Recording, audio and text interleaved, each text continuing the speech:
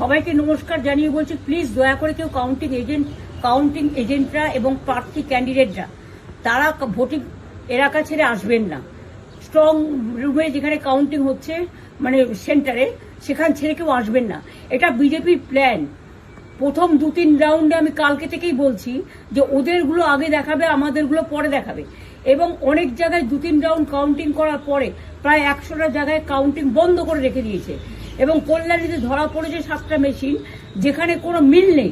এটা total forcefully central ফোর্সকে দিয়ে চারিদিকে তৃণমূল কংগ্রেসের উপর অত্যাচার করছে, অফিস ভাঙছে, জোর করে দখল করছে।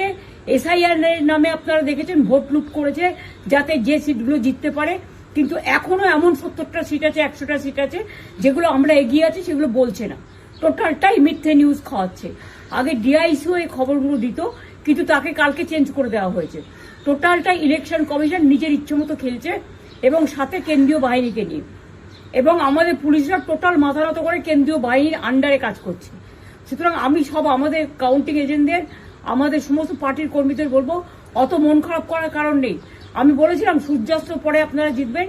3 রাউন্ড 4 রাউন্ড কাউন্ট হলেও এটা 14 রাউন্ড থেকে 18 রাউন্ড কাউন্ট হয়, তখন আপনারা জিতবেন। Wait and see, watch.